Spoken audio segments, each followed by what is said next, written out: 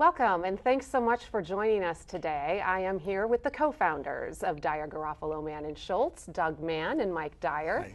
Fantastic to see you both. Nice to see you. Thanks for having us. And Michelle, it's great to see you back in front of a camera where you belong. No doubt. And thank you so much for doing this. Oh, it is my pleasure, truly. You know, a lot of people know Dyer, Garofalo, Mann and Schultz. They know the name, they see the commercials, they know the tiger. But what they don't know is the background. So you two had your own firms. Why get together and when? Well, you want me to start on this? Yeah, go ahead, Doug. After law school, I went to work for Allstate Insurance Company. And I was a claims adjuster, and my whole job was to kind of nickel and dime people, and I hated it.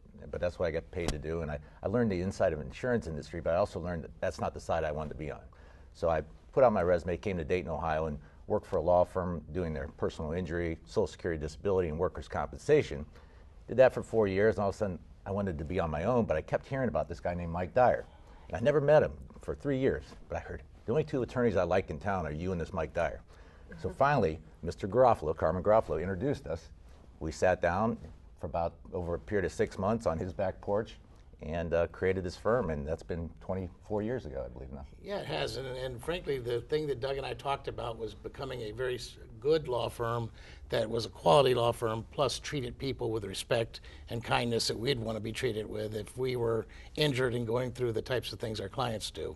And I can tell you that one of the things we've been doing is aftermarket surveying every client that leaves our office, and I'm very proud to say that we have a 97% satisfaction ratio, which is kind of unheard of in the legal industry.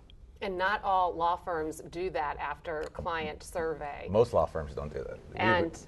And also, you've been voted the best law firm in the Miami Valley. We have, and we've also received a A+ rating from the Better Business Bureau, and we received the Eclipse Award for Integrity, which we're very excited about. And we've been voted one of the best places to work in the Miami Valley. So our employees are our family, and we've kind of tied this whole thing together. Mike and I's vision of taking care of our clients, it's all come to today, and that's how we. And I'll tell you, knowing Doug, he and I both are very proud of what we do. It's not just our law firm. We're proud of the fact we are plaintiffs' lawyers. I know that anymore in society, sometimes people think, oh, they're ambulance chasers. I'm going to get that word out there. But what we are is what we do is we represent people that are in a very bad state against companies that do not want to treat them fairly. And being a plaintiff's lawyer is one of the things that makes me the most proud, and watching how we can help people is just phenomenal.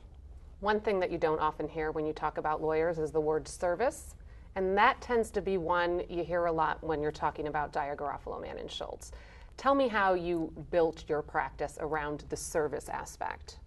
Well, we began, Doug and I sat down and we said, for that six months we sat on my back porch, we said if we were injured, how would we want to be treated? And that was the first goal, is to treat our clients as we would want to be treated, which maybe is a golden rule to some extent.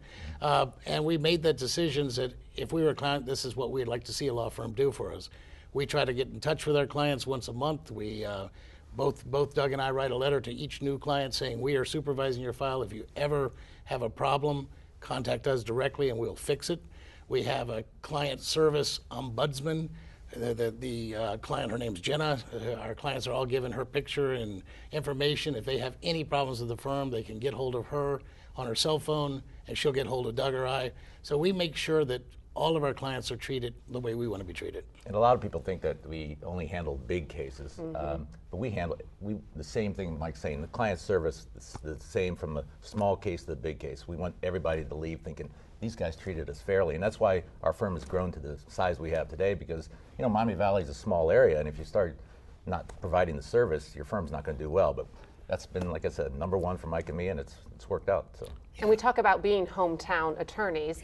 You have 14 locations, so basically where anyone is, you're right around the corner when they need help. That's correct, and all of our locations are staffed. We're not just empty offices. We have clients that come into our office that have 35 letters from lawyers around the country wanting to represent them, and what they do is they will send an investigator to their home, and the client will never see a lawyer, never talk to a lawyer in many cases, and that's just not right. That's not the way you treat somebody, nor can you do a quality job if you don't know the local area.